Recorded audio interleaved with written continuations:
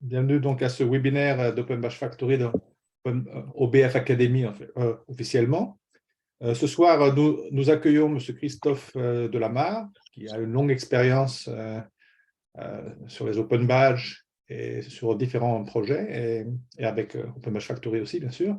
Et Christophe va nous parler donc du projet HERO, qui est en fait un projet sur Open Badge, handicap et émancipation par la reconnaissance ouverte. Donc, Christophe, je te laisse la parole. Merci Eric, merci Émilie de m'inviter pour cette présentation aujourd'hui. Merci à toutes et à tous qui êtes venus aujourd'hui écouter mon propos sur ce projet. Pour très rapidement me présenter, je ne vais pas passer beaucoup de temps. Je travaille effectivement dans le domaine de la reconnaissance ouverte et des Open Badge depuis 4 ou 5 ans maintenant, un peu au début, en tout cas en France, des dispositifs badgeons. Moi, je suis situé en Centre-Val-de-Loire, mais j'ai pas mal travaillé en Normandie, et c'est en Normandie que se situe ce programme. Donc, je vais vous le détailler un peu plus longtemps. Donc, j'ai créé une société de consultants, on va dire, qui s'appelle Rhizomia, et avec une autre association qui s'appelle Practice, qui est spécialisée dans les dispositifs autour du handicap, notamment ciblés sur les entreprises et les organisations et l'inclusion de la thématique du handicap dans leur organisation.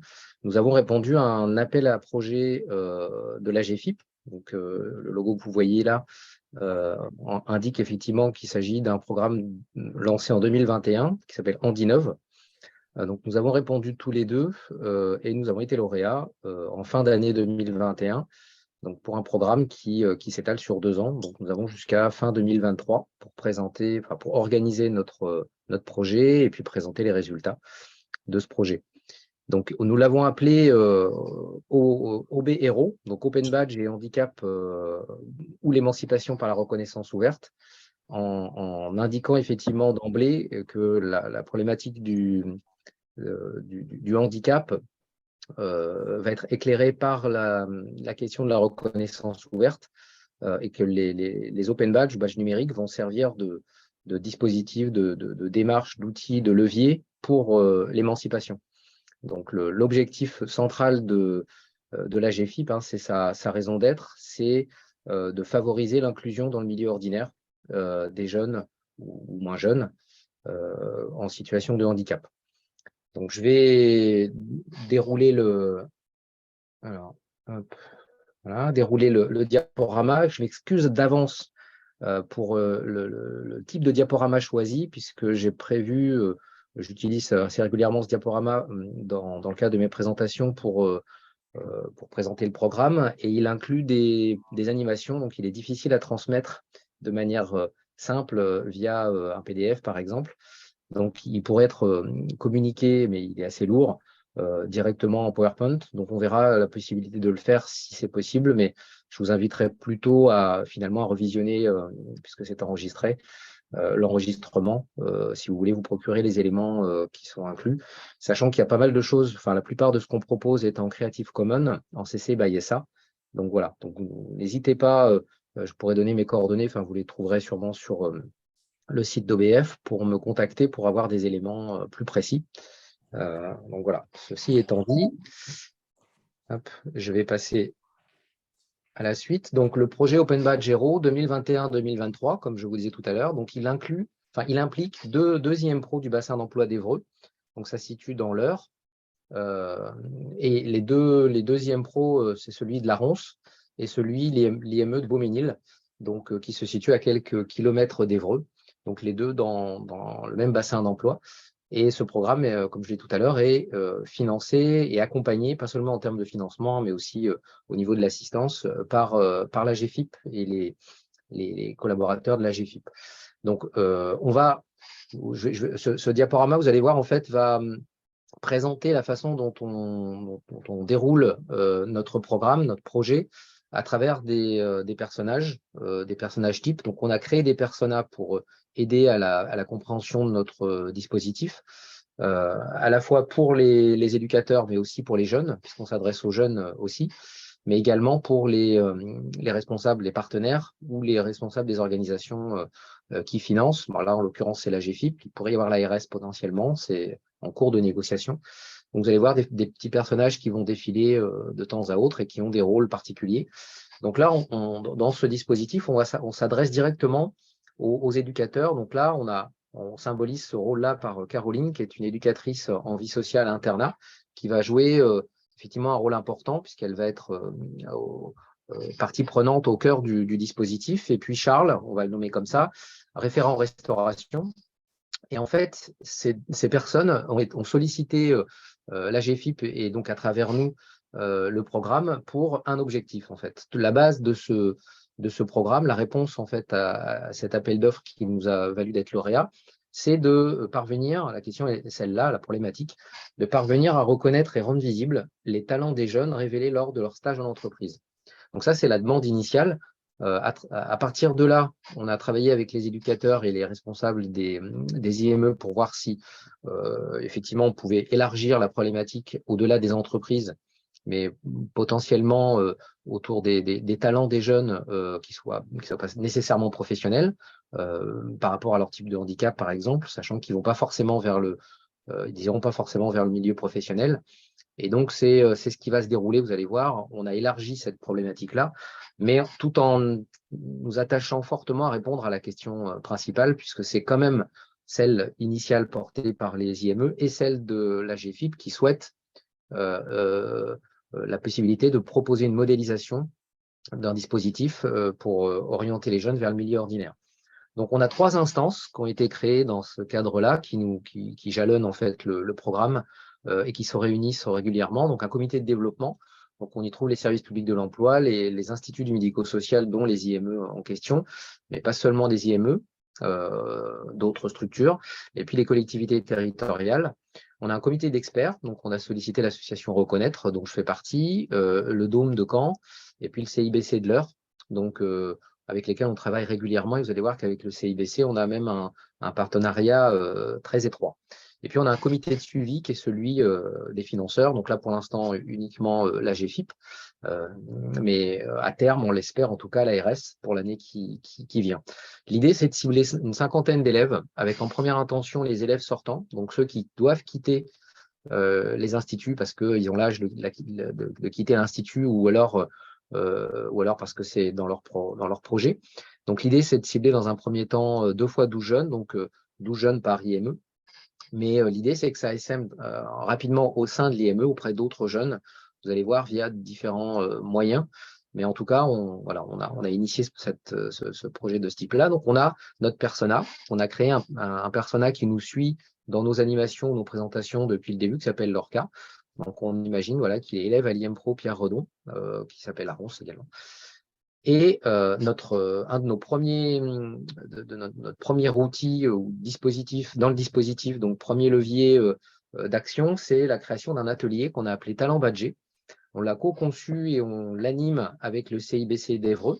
Le CIBC d'Évreux a créé ce qui s'appelle le lieu de la reconnaissance, donc avec une mise en pratique et un accueil du public autour de la reconnaissance ouverte et des open badges.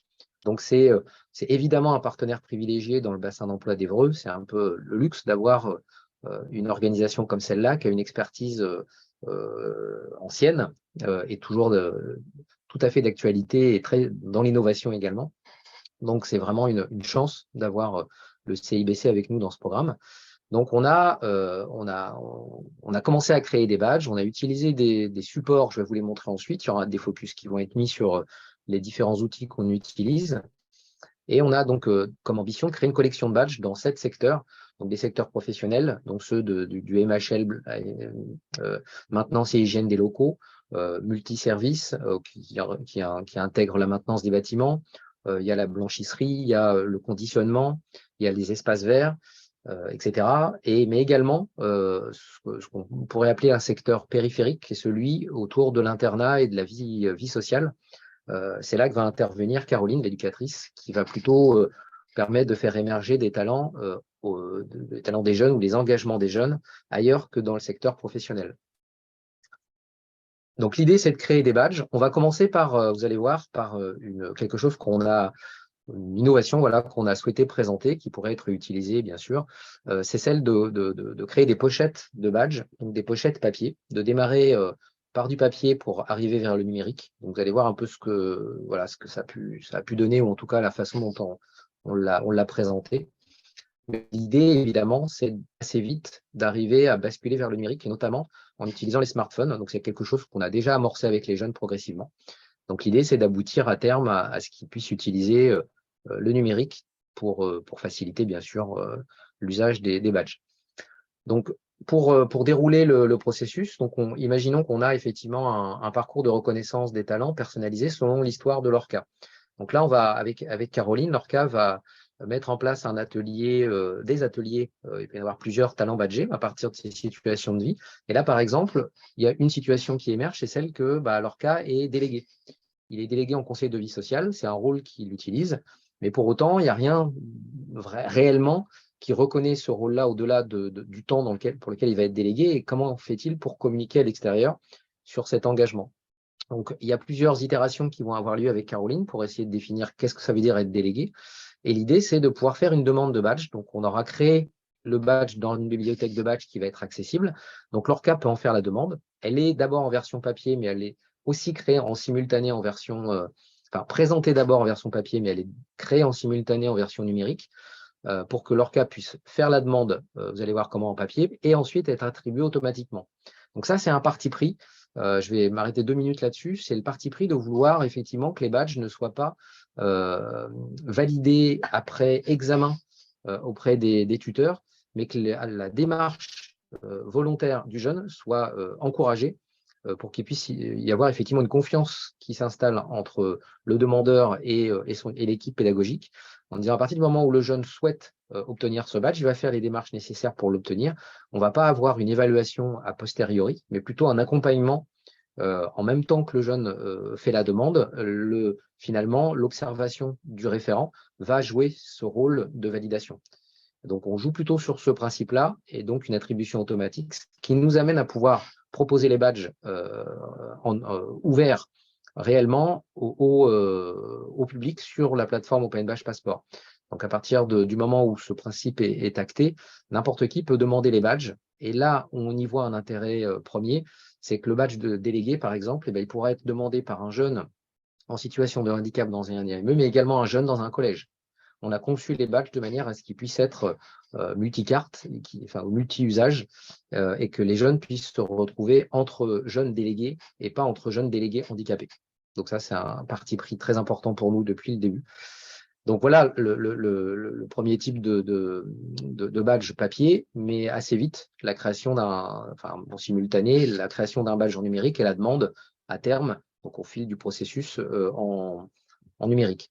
Donc la même chose, on va retrouver la même chose avec les aspects plutôt techniques. Donc on a Charles qui est référent cuisinier sur l'atelier technique. Donc lui, il va élaborer un parcours d'apprentissage avec le jeune. Donc à partir des situations professionnelles, ils vont faire émerger des situations qui peuvent être cohérentes sur la demande d'un badge. Donc par exemple, la sécurité et l'hygiène au travail, qui est un axe important pour les jeunes, pour les éducateurs, mais évidemment aussi pour le milieu ordinaire, donc pour des futurs tuteurs en entreprise qui vont avoir cette information-là, que le jeune a une connaissance de la sécurité et l'hygiène au travail. Donc, on a commencé par ce premier badge-là, donc une série d'itérations pour se rendre compte de ce que ça veut dire. La demande de badge, qui est spécifique, qui est encore en format papier, mais qui se reconnaît à son logo. Donc, on a quand même l'image du badge, vous allez voir. Et on se retrouve dans le même processus d'attribution automatique et de bascule progressive vers le badge numérique. Donc voilà deux thématiques qui vont se jouer en simultané, avec à la fois les éducateurs techniques et les éducateurs de vie sociale qui vont entraîner les jeunes à réfléchir autour d'ateliers talent badgés, ou alors en interne de leur activité technique, je pense là aux référents cuisiniers par exemple, de faire émerger des propositions et que les jeunes soient partie prenante, qu'ils soient demandeurs de reconnaissance. Donc cet engagement, on est bien dans l'idée de l'émancipation de départ. Donc là, je vais faire un petit focus sur le Digipad. Donc on utilise un outil de travail collaboratif conçu par l'organisation qui s'appelle La Digitale, qui a qui a un peu explosé pendant la Covid, puisqu'il a proposé des outils en libre accès avec un don. Donc moi, je vous invite à aller voir sur le site de la Digitale ce qu'il propose. C'est assez stupéfiant et très simple d'usage, et à faire un don si vous utilisez leurs outils. Donc toujours cette collection de badges dans les différents secteurs. L'idée, c'est qu'ils soient conçus avec les éducateurs et les élèves. Donc on incite, moi je propose à Caroline et à Charles de travailler sur un pad. Donc, je conçois en fait une trame avec l'image et le titre du badge en colonne. Donc, on va pouvoir voir effectivement différentes informations qui sont prédéfinies dans le pad. Ensuite, les publics, la description du badge, les critères. On va retrouver les éléments qui sont constitutifs du badge, la documentation, l'endossement, et puis des commentaires généraux. Et la façon dont les éducateurs vont interagir sur ce badge martyr, c'est par des commentaires. Donc, ils vont proposer d'amender certains blocs. Et en fonction de ça, les échanges vont aboutir à un avis tranché et proposer un badge avec un consensus autour de ce badge-là. Donc, c'est ce qui s'est passé avec le badge sécurité et hygiène au travail notamment, où il y a eu un partage et un échange assez riche entre les différents éducateurs, notamment des 2 IME. Donc ensuite, un petit focus sur la pochette à badge. Donc on va revenir sur ce Digipad si vous voulez tout à l'heure dans les questions. Focus sur la pochette à badge. Là, on s'est posé pas mal de questions sur la manière dont on peut amener en douceur l'utilisation du numérique, les badges et le numérique, l'utilisation de l'ordinateur et ou du smartphone. Donc ça nous amène à découvrir aussi des choses en termes de pratique autour du numérique pour les jeunes. Et quand je dis découvrir, nous, mais aussi et surtout les éducateurs qui se rendent compte finalement les jeunes savent faire bien plus de choses que ce qu'ils croient, mais ils ne leur posent pas forcément souvent la question. Mais malgré tout, on a souhaité commencer en utilisant des pochettes papier. Donc on a créé en fait un ensemble de pochettes qui sont découpables et voilà, il y a un petit jeu aussi derrière qui consiste à découper et plier la pochette pour la constituer. Et l'idée, c'est qu'il y ait un recto verso. Donc déjà une pochette avec un badge identifié, avec une thématique identifiée. Vous allez voir 2 intercalaires sur les documents et les endossements. Et puis un petit logo, une sorte de petite zone à cocher qui permet de dire le badge est complet, il est utilisable, il est montrable, il est validé, enfin on va dire entre guillemets, non pas par une tierce personne nécessairement, mais par le jeune lui-même, disant j'ai fini de compléter les éléments du badge. Puis on a aussi fait une proposition de badge vierge, enfin de pochette vierge, qu'on a donné aux jeunes lors d'un atelier en disant maintenant allez-y, imaginez ce que vous aimeriez poser là. Et par exemple, ce qui a été posé, ce qui sera travaillé dans un prochain atelier, c'est pas forcément une thématique professionnelle, mais plutôt personnelle. Il y a des jeunes, par exemple, qui disent moi, je vais mettre des vidéos sur YouTube.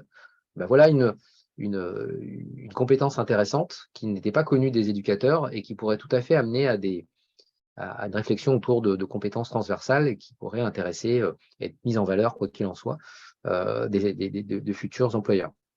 Donc voilà les différents éléments de la pochette. Donc je ne vais pas les détailler tous séparément, mais disons qu'on a le verso de la pochette.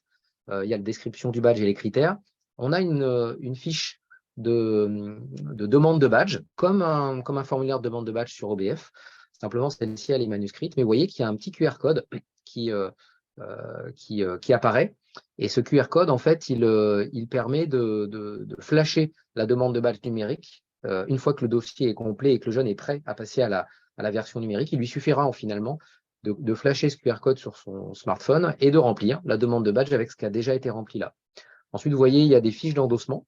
Donc, on va y revenir tout à l'heure. L'idée, c'est de proposer cette fiche en situation réelle. Donc, évidemment, au départ, par les éducateurs. Donc là, par exemple, c'est le cas, Charles, l'éducateur, il a proposé un endossement à leur cas sur la manière dont il appréhende la sécurité et l'hygiène au travail. Donc, ça permet d'avoir cet endossement déjà réalisé de manière physique, en présentiel. Donc, le mener un peu comme un jeu, une quête à l'intérieur de l'IME. Donc, c'est notre parti pris. On a commencé comme ça. Donc, on va voir ce que ça donne. Et puis, donc, on a créé un PDF qui permet aux éducateurs d'imprimer et de pouvoir renouveler les pochettes comme ils le souhaitent. Donc, voilà. Alors, voilà, c'est ce que je voulais vous montrer, en fait, la demande de badge avec son formulaire et son QR code. Donc là, on voit qu'effectivement, il y a un cheminement qui est possible de la part de l'ORCA. Il peut passer, par exemple, avec Anna, qui est un autre de ses relations. Par exemple, il est au Resto du Cœur et il est bénévole. Et ben, Anna va pouvoir apporter des éléments sur des choses qu'il sait faire, notamment le service en salle, par exemple, ou le travail autour de la sécurité et l'hygiène, ou la création d'entrées chaudes. Chez Benjamin, qui est un tuteur, c'est une personne dans laquelle il a fait un stage, idem, il va pouvoir proposer des badges. Donc là, l'idée, c'est de pouvoir rendre visible tout un tas d'éléments, notamment les appétences, les parcours, les engagements et les acquis, et pas seulement les éléments professionnels. Donc c'est là où on encourage effectivement les jeunes à pouvoir révéler leurs talents et pas seulement de se caler sur les dispositifs éducatifs sur lesquels ils sont engagés. Donc, on a une documentation du badge qui peut être fait en continu dans la pochette. On peut ajouter des documents au fur et à mesure. Mais on a également des endossements. Et là, on peut avoir du coup des endossements, je dis tout à l'heure, en direct. Donc voilà, ce que j'ai montré tout à l'heure, Benjamin Dupont, chef cuisinier à la cuisine centrale de Gravigny, qui porte une appréciation, une recommandation, un avis sur la façon dont l'ORCA s'est comporté dans la cuisine centrale pendant son stage. Donc là, il peut le faire dans un premier temps avec la pochette, pourquoi pas. Mais assez vite, on va se rendre compte qu'il va falloir qu'on migre vers le numérique, puisqu'il va, on l'espère, agréger un certain nombre de badges, donc un certain nombre de pochettes. Donc vite, il va se retrouver limité à trimballer toutes ces pochettes et documenter ces badges et aller chercher des endossements plutôt assez nombreux, on le souhaite aussi. D'où l'idée de pouvoir basculer assez rapidement vers le numérique en montrant qu'il va y avoir une possibilité de documenter une documentation plus complète du badge, notamment prendre des photos en situation réelle via leur smartphone et l'intégrer directement dans leur badge, des petites vidéos, etc. Chose qu'on ne peut pas faire avec la pochette.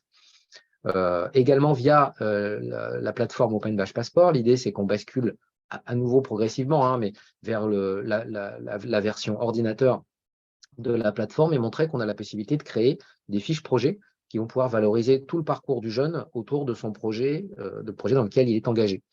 Et puis de proposer des endossements. Et là, on a aussi une autre petite innovation qu'on va proposer et qu'on a déjà engagée, c'est celle de l'endossement par des tiers de confiance. On voit que la difficulté en fait qu'ont les jeunes, pas que les jeunes d'ailleurs, mais à aller vers leurs référents pour aller demander des endossements. Donc la possibilité pourrait être que les référents, les éducateurs, lors des bilans de stage, puissent venir faire des interviews des référents professionnels, des tuteurs de stage, puissent l'indiquer clairement qu'il va s'agir en fait d'une recommandation et pouvoir la poser eux-mêmes sur le badge du jeune en indiquant bien qu'il s'agit des propos recueillis et que ce sont les propos d'une tierce personne. Donc là, on aurait la possibilité d'accélérer le processus d'endossement qui reste un peu bloqué, on trouve aujourd'hui, et qui pourrait être plus largement employé par cette utilisation-là. Donc on va le tester. Je le teste par ailleurs sur d'autres projets et ça semble plutôt bien marcher. Donc c'est évidemment pas, le but, c'est pas de rester à terme avec toujours des tiers de confiance, mais au moins d'initier le processus. Donc voilà, alors je vais passer assez rapidement, mais je vais vous montrer un petit peu comment on a présenté ce qu'était un badge, à la fois aux jeunes et aux éducateurs. Donc on s'est dit que l'ORCA, il n'était pas seulement élève à l'IME Pierre Redon, mais il était aussi membre des scouts et guides de France. Donc, comment font les scouts et guides de France? Donc, ils utilisent un insigne. Donc, ça peut être, ils appellent ça un atout ou un brevet. Et là, par exemple, l'ORCA, il va avoir le brevet 3 étoiles, parce qu'effectivement, il fait la cuisine, il aime ça. Et comment, dans le cadre de cette communauté de pratique spécifique que sont les scouts, l'ORCA, il fait pour être reconnu sur ce talent-là. Ils vont utiliser la chemise pour le rendre visible. C'est une manière qu'ont les autres de dire je te reconnais cette compétence et en même temps, ça te permettra de la montrer aux autres et d'être identifié comme un référent sur cette question-là. Alors, l'ORCA, quand il redevient élève à l'IMPRO Pierre Redon, il a un badge qui est une image, certes, ça reste aussi un élément visuel, mais ça va être difficile de l'installer sur une chemise, ça pourrait, mais ce n'est pas forcément le plus simple. Donc là, l'idée, c'est d'utiliser alors on change de communauté de pratique également, c'est aussi pour ça qu'on change de média, d'utiliser les informations que les badges permettent d'inclure dans un document qui va permettre de communiquer sur un ensemble d'informations, mais notamment les talents, compétences, engagements, des jeunes à travers, par exemple, une fiche projet ou un CV badgé. Donc là, on va y revenir hein, sur ce CV. On a appelé ça un peu avec la communauté sur les usages qui se développent aujourd'hui, un CV 2.0. L'idée, c'est qu'il s'agit en fait d'un document en PDF cliquable. Donc, ce n'est pas si simple que ça pour tout le monde à réaliser, mais ce n'est pas non plus complètement délirant de le penser, qu'il puisse y avoir la possibilité de créer des CV en imaginant que le CV est augmenté. Donc là, l'idée, c'est d'indiquer qu'on peut cliquer sur les images du badge et qu'en cliquant sur les images, ah oui, pardon, avant ça, on a pensé aussi à l'idée que si le jeune débarque avec son CV papier avec ses badges à cliquer, il se retrouve un peu embêté. Donc, il y a la possibilité de flasher le QR code et d'aboutir sur la page ou la fiche projet qu'on a vue tout à l'heure. Donc, on a pensé à ce biais-là. Mais donc, l'idée, c'est que si on clique sur le badge, on aboutit au badge de manière classique pour ceux qui connaissent le principe et notamment Open Badge Factory. Vous voyez comment ça fonctionne. Donc, on a la possibilité d'indiquer les preuves ou documents qu'on veut montrer et qui justifient le fait qu'on ait obtenu cette reconnaissance-là, pouvoir la géolocaliser, pouvoir montrer les endossements qui ont été glanés. Donc, voilà, tout ce que vous connaissez déjà. Mais voilà comment on a présenté la démarche aux jeunes et la manière dont ils ont pu appréhender de manière concrète et pratique, parce qu'ils sont dans ce processus de sortie du dispositif et ils ont cette un peu injonction de créer des CV avec, pour beaucoup d'entre eux, pardon. Hop. Et ils ont la difficulté pour beaucoup d'entre eux d'avoir un… Pardon? J'entends un… peut-être qu'il y a des…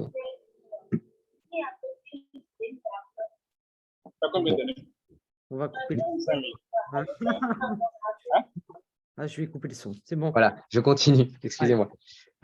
Donc, l'idée, c'est qu'effectivement, on puisse leur proposer des CV qui soient suffisamment étoffés, pour permettre aux jeunes de mettre dedans des éléments qui soient suffisamment pertinents. Donc, le CV, il va renvoyer aussi vers la page projet. Donc, ce sont ces éléments-là qui leur ont permis d'accrocher un peu à la démarche. Au-delà de ça, c'était un peu difficile de leur permettre de conscientiser la plus-value que pouvaient apporter les badges. Donc, on était un peu centré sur un côté, c'est vrai, un peu pratico-pratique, mais au fil du déroulé des temps d'échange qu'on a avec eux, on voit qu'effectivement, la question de la reconnaissance commence à se développer et qu'on sort un petit peu du côté utilitaire. Mais malgré tout, c'est quand même la façon dont on s'y est pris initialement. Donc ensuite, pour terminer le déroulé, on a proposé en fait aux éducateurs, mais aussi à l'ensemble des acteurs et partenaires, un réseau social qui permet de poser dans ce média tous les éléments qui nous permettent de faire avancer le projet, notamment, vous avez vu tout à l'heure avec le Digipad, les liens vers ces pads pour que les éducateurs puissent cliquer et les retrouver assez facilement. Sinon, c'est perdu dans les mails, c'est un peu compliqué. Donc là, ils savent qu'à cet endroit-là, les comptes rendus de réunion auxquels ils ont participé ou pas sont présents. Les liens vers les pads pour co-concevoir les badges sont présents à cet endroit-là, etc. Donc, ça leur laisse en fait peu de charge en termes de technique, on va dire, puisqu'il suffit en fait de cliquer sur un lien et puis de collaborer en asynchrone. Donc là, c'est un système qui fonctionne plutôt bien. Donc, je vous encourage à découvrir si vous ne les connaissez pas. Si vous ne connaissez pas ce système, ça s'appelle le MUB. Donc, les chantiers en cours pour terminer. Donc là, on est en phase d'ouverture vers les partenaires. On l'était déjà, hein, mais l'idée, c'est d'entrer vraiment dans une phase opérationnelle avec les entreprises notamment. Donc, d'aller concrètement rencontrer le chef cuisinier, Benjamin Dupont, et lui dire, voilà ce qu'on a proposé, ce qu'on a à vous proposer en termes d'outils de valorisation des talents des jeunes que vous voyez passer chez vous et pour lesquels vous aussi, puisque c'est le cas, vous avez des retours plutôt mitigés sur les outils utilisés. Donc, on a ça à vous proposer. Qu'est-ce que vous en pensez? Est-ce que vous l'utiliseriez vous-même pour accepter un jeune en stage ou mieux encore, accepter un jeune comme salarié chez vous. Donc, on a tout ce travail qui va démarrer là, début février, et qui va continuer, bien sûr, sur l'année 2023. Sur la démarche Open Badge, on a un travail qu'on souhaite mener sur la cartographie des badges. Alors, dans l'idée peut-être un peu démesurée de créer ce qu'on peut appeler un pathway, où en fait, on pourrait montrer de la manière, enfin, un peu l'arborescence des badges disponibles pour les jeunes et la manière dont ils pourraient s'y prendre pour accéder à tel ou tel badge. Donc, voir un peu sur la manière des cartes de compétences des jeux vidéo. Donc là, moi, je peux faire peut-être un peu ici un appel à une sollicitation pour ceux qui ont des compétences là-dedans. Donc moi, j'aimerais bien pouvoir travailler avec des personnes sur cette idée de représentation graphique d'une arborescence de badge. Mais dans un premier temps, l'idée, c'est qu'on travaille sur du papier, punaise et ficelle pour, en tout cas, que de manière concrète et physique, les jeunes puissent se représenter de manière dynamique. On ajoute des badges, on les relie les uns avec les autres et qu'ils puissent voir quels sont les liens entre chacun. Alors, on va évidemment aussi utiliser ce que permet l'espace, puisqu'on a créé un espace sur Open Badge Passport également. Donc, les parcours types, là, sur la version numérique, avec les minimaps. Et puis, l'essentiel de notre travail, en fait, ce sur quoi on commence à travailler et qui va se développer au fil du temps, c'est la modélisation du dispositif, puisque l'attente de la GFIP, c'est de pouvoir développer le dispositif si ça fonctionne sur d'autres IME, sur d'autres territoires en Normandie, mais évidemment aussi dans d'autres territoires et avec d'autres publics. On est déjà sollicité par des publics d'autres dispositifs, d'autres structures, notamment ESAT pour des publics adultes. Donc tout ça va se faire et la passation va se faire au courant de l'année 2023. En tout cas, on y travaille. Voilà, j'ai terminé. J'espère que j'ai été assez clair et que je n'ai pas parlé trop vite. Et voilà, c'était la demande de tenir à peu près dans la demi-heure.